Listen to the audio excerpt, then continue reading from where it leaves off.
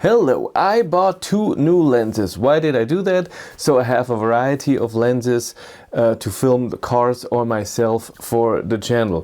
For lenses, there are two parameters that are important. It's the focal length, that's in millimeter, that shows how much you can see and how far you can see, and it can be a number starting and an ending number if it's a zoom lens. So for example, this goes from 17 millimeters to 28. So 17 millimeters is really wide and 28 is zoomed in a bit. And this here, for example, is 16 to 35. So this is 16, so it's extremely wide. I can see a lot of things. I can be very close to myself, so I don't have to be like this. So I'm not, it's not like this. You don't want this in a video. You want it a bit more like this. And right now this camera, I cannot reach it with my hand. If I want to reach it with my hand, it's like this. So this is a 24 millimeter. So you can see if I do it like this, I'm okay. A bit too close. The thing is, if I turn on stabilization, which I need if I'm using the camera not on a tripod, then if I then be here, then it's too close. You can just see my head, that's it. You want to see what's behind me, what's happening, and so on. Stabilization gone. So this is 24 millimeter, this is 16 to 35, this is a 17 to 28, and this I showed you before, the Tamron lens. And this is a zoom lens. This is 24 to 240. So this can zoom very, very far. Yes, and the second one is the aperture. So the lens that I have on here right now has an aperture of 1.8. 1.8 means that it opens really far. A lot of light is coming in, and it also does this. So when I'm a bit closer, the background here is blurry. And if I put the aperture up, where am I? Here. Let's put up, then it gets darker because less light goes in, and then with the ISO I push it back up, but then the background is not blurry. And it all depends if you want the background to be blurry or not. Sometimes you want it and sometimes you don't want it. And right now I want it to be blurry because it just looks better. It brings more focus on me. And if I film me and a car, I don't want it. Then I put the aperture up. If it's dark, then it's a problem. Because that means I need a lot of ISO because I still want the aperture to be high. So this one, the lens that I have on here, it only has a focal length of 24, so I cannot zoom. This is just set as it is, but it has a great aperture of 1.8 with the background blur, what I said. And this is amazing to film myself for the live stream, like now, if I do videos at home, if I film the car and I want background blur. So if I zoom in on a tiny little thing and then the background should be blurry, and this lens is really good. The focusing works really well. I like it a lot. The Samyang autofocus 24 1.8 FE. I'm very happy with this lens. What was it? 350, 400 euros, something like this. I really like it. Then, like I showed you in the other video, I bought with the camera, the Sony A7s III, I bought this 17 to 28 Tamron, which has an aperture of 2.8, which is great for background blur.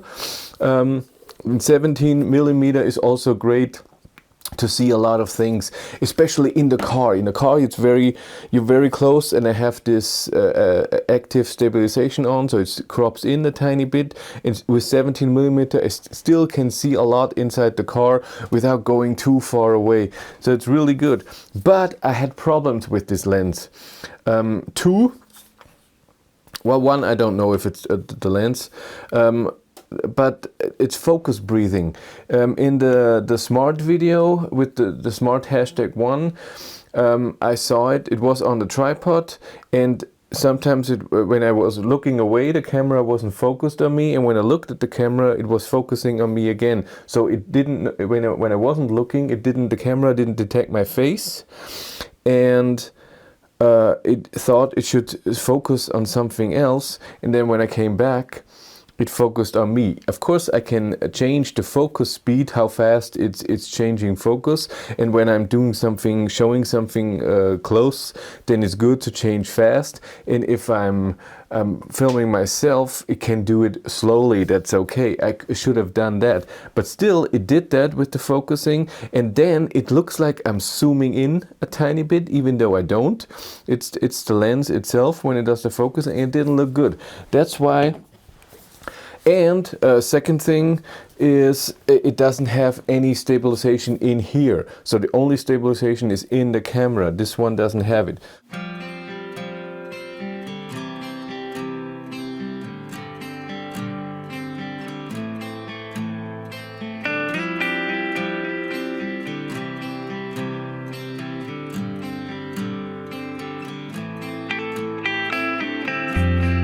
So I bought the Sony 16-35 aperture 4. So 16 is even a bit wider. It's almost the same, but 35 I can zoom in a tiny bit more than I can with this, and this has optical stabilization in there. It's not amazing, it's not, oh my god, I'm not moving at all, but it's still better than this, a bit more. And with the camera, the mix seems to be okay. I still have to be cautious if I film something. I cannot be like this. It looks horrible, but just a bit. It's okay. So I prefer that. With the focus breathing, I still have to see if this is better, but the stabilization already like. And it's cheaper, so I will sell this. I don't need this anymore. And then, because sometimes you need to zoom into something, 35mm or 28 before, you cannot zoom very far. So when you film something and then there's something on a mountain, there's nothing you can see. And this is a 24-240. And here, I can really zoom in. I mean, I took a picture of the moon once with the 28, and it looks like a white dot. And then with this, it's a bit bigger, and then I can still zoom with the camera a bit, and then the moon looks really good, and I took a nice picture. Problem is, this camera is really great in low light and really great with frame rate and everything, because it only has 12 megapixel. That's not a lot, but because of that, it doesn't have to do a lot of processing. It doesn't get hot, it doesn't turn off. All the stuff that are important to me. And for moon photography, high megapixels would be amazing, so you can zoom in and still have a great picture. But for that, it's not good. But it's fine. So it really worked great. So I have some footage of the 60. I have footage of everything, but important for me was this for inside, and if I have to film something special on a tripod or with background blur, this to film me that in the hand when I'm showing something, and I can zoom in a bit if I have to go show something that's a bit farther away, and this then to zoom in that's really far away if this is necessary. I won't need this all the time, but sometimes. So I didn't move the camera, and I didn't do anything with the settings, and you can see it's now darker because this now has aperture of 2.8. So this is too dark because this was 1.8. So I have to get the ISO up. So we're almost at the same brightness now. And the good thing with this, the Tamron lens that I'm selling, the really good thing is that the aperture is not changing. So when I zoom in to 28, so this is now 28, and 24, this was the one before, but I can do it like this, 28 millimeters. It's still 2.8. That was good. But like I said, the focus breathing. I don't know if it's happening now.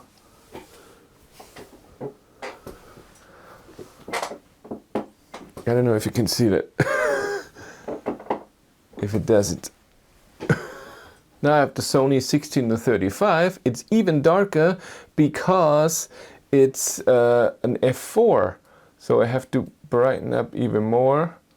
So I'm going from ISO 100 to ISO 400 now, which is still okay if it's not extremely dark and it's nice and bright in here. And this is now 16 millimeter, and I can go to, where am I? I don't even see. Where is the number? There it is. So this will be, where's 24? This is 24, what the first one was, and this now goes to 35. This is really close. But it goes out really far. And even if I put on, so if I touch the camera now, you can see I'm pretty, it's a good distance. And even if I put on my active stabilization now, even now, the camera is this far away from me. Even if I come closer like this, now I'm maybe this far away. It's still okay. Now I have the big kahuna on there, the Sony 24 to 240, and this is at 24. It should be the same as this is, by the way, the Samyang lens that I showed you before. It's this. And it's really tiny and small and light. I like this. This is heavy and this one is heavy too. But now I can zoom in, and I mean really zoom in. That's zoomed in. Don't want to see beard, huh? And it gets brighter too, so I have to put the ISO. It's better to auto. Let's put the ISO to auto, where it adjusts itself automatically, and then if I zoom, it stays brightness. Oh my god, that's so wide. But the ISO is at 1600.